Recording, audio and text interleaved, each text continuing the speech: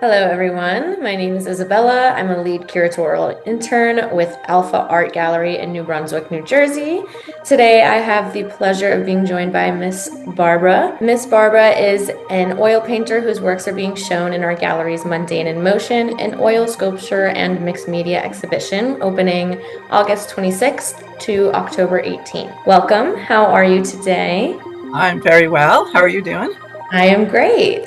We like to take the time to talk with our artists and go over some processes to the pieces that are so graciously contributed to our presentations. Could you share the journey that brought you to be an artist, specifically experiences or influences that guided you to creating your first piece, or discoveries that were made to get you to where you are today? Was there an experience that affected you most? Yes. So back when I was around 12 years old, I had the opportunity to take oil painting lessons, and I really loved it. In those days, turpentine was the accepted solvent, and I remember the odor of turpentine in my bedroom, which it's pretty toxic these days. Anyway, during high school, I took as many art classes as I could. The college I went to, my father had wanted me to be an engineer, offered only one art class, but I went on to major in psychology, but later achieved an MBA in finance. I lived in Italy for 15 years. At that time, there was no such thing as evening or adult education classes in art, so I didn't do much on my own. However, the last 2 years I was there, I was able to study under an Italian artist named Nini Verga in her studio overlooking Piazza Navona, which was just a great experience. When I returned to New York, I continued to work in finance and later became a registered nurse. I always made time, however, to take at least one evening art class. I finally retired in 2020 and have been able to pursue my dream to be able to paint full-time. We moved to the mountains in Pennsylvania, and I now have space for a studio, and not a day goes by without doing art or art-related things.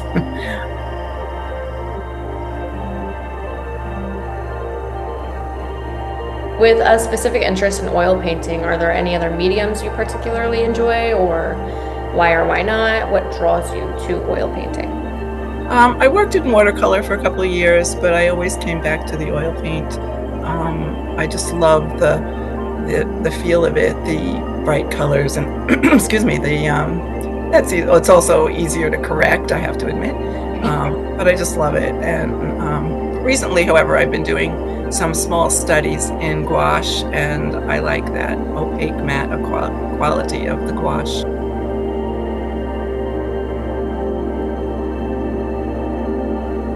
What does your creative process look like? Is there something you do in specific to get those creative juices flowing or to feel inspired?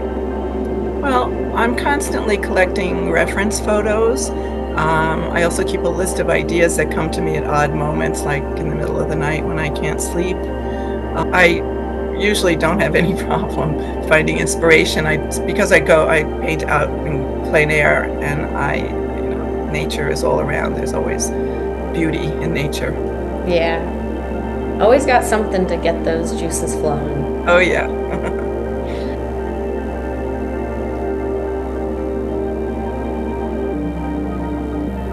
Growing up in New York and then spending some more time in Rome, how did these places have an effect on your journey as an artist and your work? I regret now not prioritizing my art when I lived in Italy.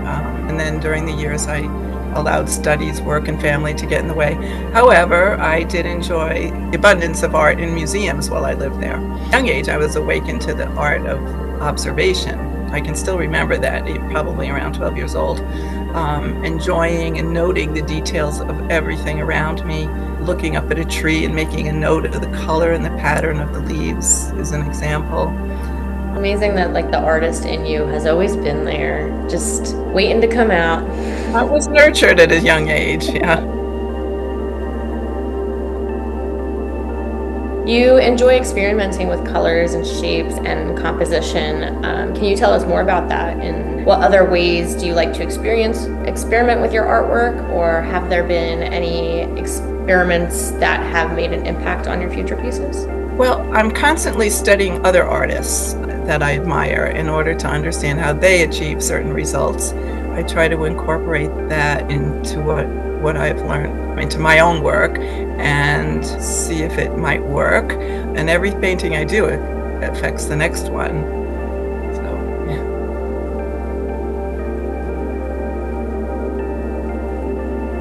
You won an honorable mention for the Highbridge, New Jersey Paint Out. Can you tell us how this may have affected your work personally or as an artist? Yes, last year I won honorable mention, and this year I won first place. So that was very exciting. It was a very small plein air painting. I did it quickly. It had started to look like rain that day. I think that sometimes the quick reaction to your subject may result in a fresher, cleaner look than the one that is overworked and agonized over. That's the lesson I learned from that one. That's awesome. You're able to take away something from that. Yes. Great. Personally speaking, when I view your work, it feels peaceful, it feels quiet, it's kind of relaxing. What stories, if any, does your art reflect or tell, or what reflections or reactions do you hope to invoke? The observer's reaction to a painting is very personal. I only hope that some people see the particular beauty that I attempt to convey. And sometimes they see something else, but they still enjoy it. So it's very difficult to force that. Well, we can definitely see the beauty, so. Thank you.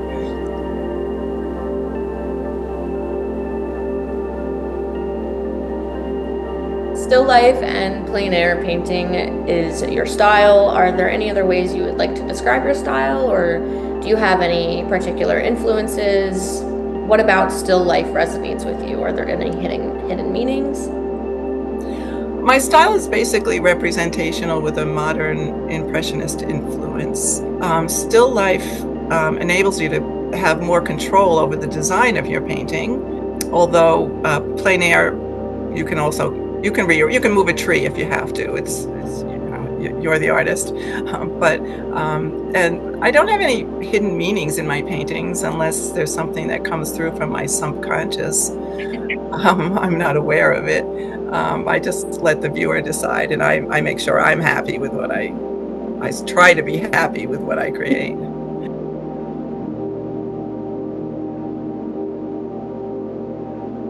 Have you ever had a time where you experienced a creative block or a rut? How did you persevere and overcome this? And how did it affect your art? Well, as I mentioned before, I watch video demos by other artists. I listen to podcasts about painting, and these are great tools to just paint and play around with. Yeah, if I feel like a block, I usually don't.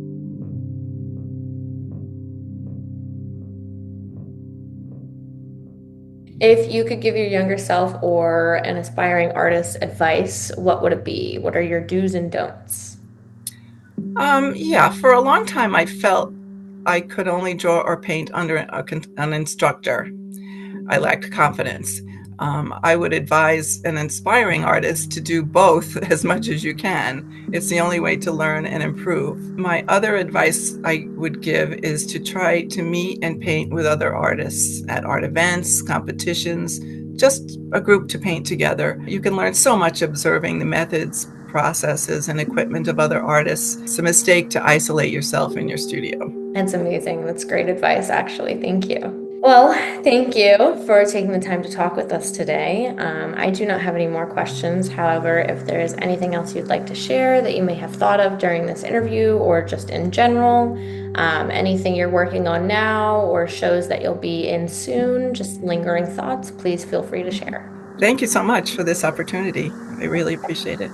We are happy to have a chat. Once again, thank you for sharing your insight and your contribution to our upcoming show, and we cannot wait to see your work. And I hope you have a great day. You too. Thank you, Isabella.